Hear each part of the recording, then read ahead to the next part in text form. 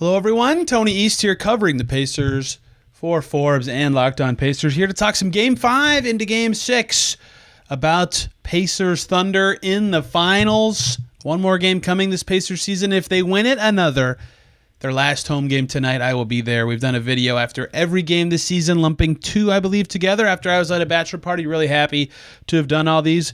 And we got another one coming right now. Let's talk about Game 5. A loss in OKC that I was at that was kind of goofy. The Thunder started hot, and they were just better the whole game. They kept the Pacers away. And two things stood out to me as things that have never happened before in this series that I want to talk about before we get to the Tyrese Haliburton of it all and the little things of it all. So the two things that happened that have not happened in this series, number one was, I actually thought in the first quarter, the Pacers got sped up on offense. I don't recall that happening very often at all for this team, and definitely not in the playoffs. They're so focused on their tempo and their pace and playing a certain way, and it's gotten them very far, right? They should not apologize for this. They are always talking about playing faster. You can see Rick Carlisle making a circle motion with his hands all the time. They want to speed up. In that first quarter, they looked like they were too fast, right? They were thinking so hard about the adjustments they needed to make in the moment they were in and, making the right plays that Miles Turner has a wide open three, and he thinks about the next play, and he tries to move the ball to the next player, and that's a turnover. And Pascal Siakam is thinking really hard about a pass he needs to make, and he throws a bad one. Or he tries to make the play that he thinks the game plan says he should make, and he dribbles it off, and loses it. 3 turnovers for him in the first quarter. Of the Pacers' 7, 3 of them were from him. A bunch of other players had just 1, right?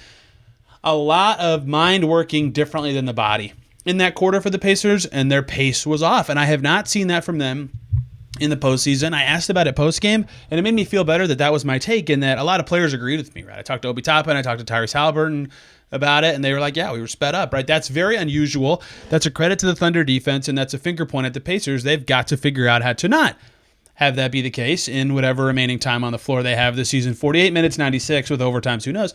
They have to find a way to keep their pace correct, because they lost that quarter 22-32. That's a minus 10 margin. They lost the game by 11, right? Like, that's it. If they play that first quarter even draw, that the rest of the game was basically even, right? It was that was the margins that they had. That's what it took. So they have got to figure that out. The other thing that happened in this game that I don't think has happened in this series has happened in the playoffs. This was the first time I thought the Pacers' defense was inadequate in the playoffs. They had no answer for J-Dub. He tore them up. 40 points is obviously a lot. Getting to the line like crazy, making shots, cutting. He's beating guys in every way. They've got to figure out what to do with him, because SGA is already a monster. He had 31 and 10 in this game. Also 2 steals and 4 blocks. He was amazing. That's fine. I think the Pacers can live with SGA doing that. If J-Dub's doing that, especially because he's often the guy in the minutes SGA is off the floor, they're sunk. And that was thing one about their defense. Their defensive rebounding was not close to good enough. A combined 16 offensive rebounds for just Lou Dort, Chet Holmgren, and Isaiah Hartenstein, right? They've got to be better in that way, right? Their defense was just not good enough. And when they did clamp in correctly on the best players, the shooters got free. 3 triples for Cason Wallace, 4 for Aaron Wiggins, 14 made threes for the Thunder. When they outshoot the Pacers from 3, it's so tough for the Pacers to overcome that. And so the Pacers, as it stands, had their worst defensive game of the series to me. They couldn't stop a star, and they couldn't stop the Thunder's role players from getting hot from deep. They couldn't do anything on the glass, and they were sped up. Just all those two things were unique and new to this game, and they were a recipe for disaster, and that's a big part of why the Pacers had a hole early that they could not overcome. That 32-point first quarter was a ton for OKC, and they didn't score that much again until the fourth when they got hot after the Pacers cut it to 2. So that was my first takeaway from the game. My second one was the little things. This is the story I wrote, right? The day before the game, I was talking to the team about things that went wrong at the end of Game 4, right? They had it. It was so close in the palm of their hand, they gave it away. What happened? They talked about little things, right? Doing little things better. Some guys talked about pace, a lot of rebounding, a lot of defense, all those, you can call those little things, you can call them big things. So in this game, in Game 5, I would say they had a lot of little things that became big things. What I mean by that is like J-Dub. J-Dub can have good games. He had 28, I think. In Game 3, they won that game. Like, he can have a good game. He had a lot of points in Game 4. 40, that's a big thing, right? That goes from a little thing to a big thing. That is no longer a small problem. Turnovers, right? They're going to have a lot against OKC. Somewhere between 10 and 15 in a game for the Pacers, I think, is like somewhat acceptable. That defense is tailor-made to force turnovers and make you uncomfortable. You can't turn it over a bunch, but you can turn it over some. 10 to 15, that's a little thing. 22 is a big thing. Offensive rebounds. The Thunder have great rebounder in Hartenstein, some big dudes on their team, right? 10, that's a lot, but that's a little thing. 19 of them is a big thing, right?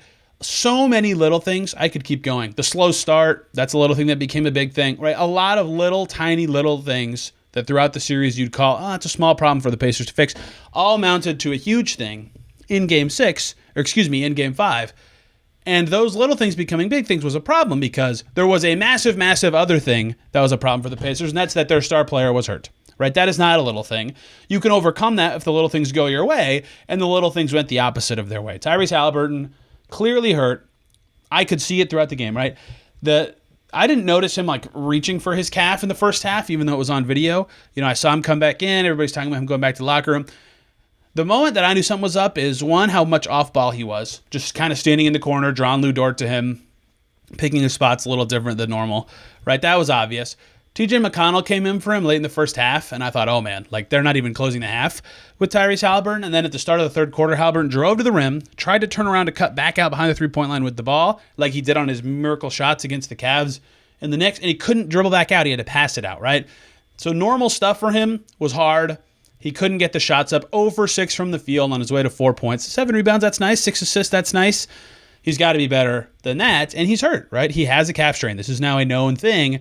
That was the big thing. That's not a little thing. There is no version of little thing when it comes to a Tyrese Haliburton injury. That's a huge thing. If he's not healthy, it's going to be such an uphill climb for them to win future games. Reporting suggests he's going to play. All the signs and things that we've heard and seen suggest he's going to play, but it's certainly not going to be 100% of Tyrese Haliburton. So what does that mean now, right? Game 5, a tough one for the Pacers. Lots of stuff going wrong, lots of new challenges for them to overcome. What do they do now? Especially if Haliburton is banged up, and he is, right? Andrew Nembhard, got to be sublime. He did it last year in the conference finals against the Celtics. That was a great defense at the time. He was the Pacers' leading minute player in Game 5. Like, they know he's going to be the guy who's going to have an impact in Game 6. He's got to be passing. He's got to make shots. He's got to be able to get to the rim. Miles Turner's got to make shots. He's got to spread out the OKC defense. He has not done that as much as he needs to this series. Pascal Siakam has to be awesome. Get rid of the turnovers, and Game 5 would have been an awesome Siakam game. The turnovers really overshadowed it. They need everybody who has a key role or a key ball handling responsibility to be awesome. TJ McConnell's going to have to be just like he was in Game 5. They need the bench to be as good as it was in Game 3. Ben Mathurin can't go 2 for 11 again like he did in Game 5. And they need to up their defensive level. And Haliburton, if he plays, he's going to be a bad defender if he's hurt. They're going to need to help him in every way they can. They're going to need to do a lot of things better to overcome this and win Game 6 and force a Game 7. You just never know what could happen in a Game 7. The Pacers will hope to get there. I'll be at Game 6 tonight. I'll be at Game 7 should it happen. We'll have much more on this channel and some more Fever coverage coming up. Thank you guys for watching. We'll see ya very soon.